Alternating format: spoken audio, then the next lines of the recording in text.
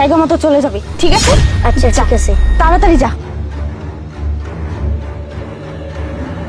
C C C C, আমি তো ভাবছিলাম আরিফের বউ খুব ভালো, ভালোই জানতাম। আজ দেখতেছি টাকা পাচার করতেছে।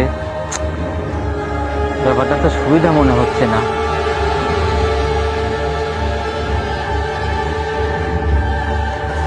কি ব্যাপার তিশা, কোথায় গেছিলে? না মানে কোথাও যাইনি, ওই যে গরম লাগতেছিল তো এই জন্য একটু হাওয়া খেতে গিয়েছি। চুপ করবে আদব, কি ভাবছিস? হ্যাঁ, আমি কিছু বুঝি না? তুই আমার কষ্টের টাকা, আমার মাথার ঘাম পায়ে ফেলানোর টাকা তুই তোর বাপের বাড়ি পাচার করিস, তাই না? কি ভাবছিস? এত কিছু কি করে জানলাম? রেজাউল চাচা আমার এই সব কিছু বলছে যে তোর ছোট ভাইয়ের কাছে তুই টাকা পাঠিয়েছিস। ভাইয়া, ও তো একটা ফকিনি ঘরে মেয়ে, তোমার যত টাকা পয়সা আছে না সব ওর বাপের বাড়িতে নিয়ে যায়। ওকে এভাবে বললে হবে না, ওকে আরো পিটাও, তাহলেই লোক ঠিক হবে। লিমা, তুমি এসব কি বলছো? এই চুপ, একটা কথাও বলবি না। আমার বোন যা বলতেছে না সব ঠিক কথা বলতেছে।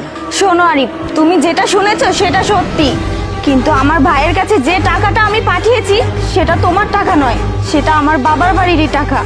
আজ পর্যন্ত তুমি বলতে পারবে যে তোমার পকেট থেকে তোমার অনুমতি ছাড়া একটা টাকা আমি নিয়েছি? না।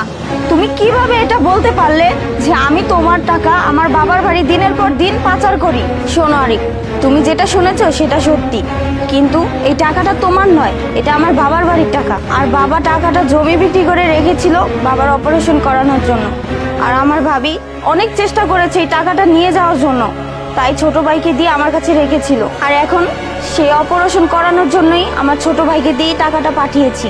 রেজাউল চাচা হয়তো দেখেছে সত্যি, কিন্তু উনি জানতো না যে এই টাকাটা আমার বাবার বাড়ির। আচ্ছা আরিফ, তুমি একটা কথা বলো তো, আজ পর্যন্ত কোনো দিন কি তোমার পকেট থেকে একটা টাকা আমি ধরেছি? তোমার অনুমতি ছাড়া তোমার পকেট থেকে একটা টাকা আমি ধরিনি। আর তুমি কিভাবে পারলে আমাকে এত বড় একটা মিথ্যা অপবাদ দিতে, বলো? তিশা, আমি তো ব্যাপারটা আগে জানতাম না যে তোমার বাবার বাড়ি থেকে টাকাটা তোমার কাছে রাখতে দিয়েছে। যদি জানতাম তাহলে বিশ্বাস করো আমি এই খারাপ ব্যবহারটা তোমার সাথে করতাম না। আর রেজাউল চাচা আছে না, ও আমাকে বলছে ঠিকই, কিন্তু আসলে আমার সত্য মিথ্যা যাচাই না করে তোমার উপর রাগ দেখানোটা আমার ঠিক হয়নি। প্লিজ তিশা, আমাকে তুমি ক্ষমা করে দাও।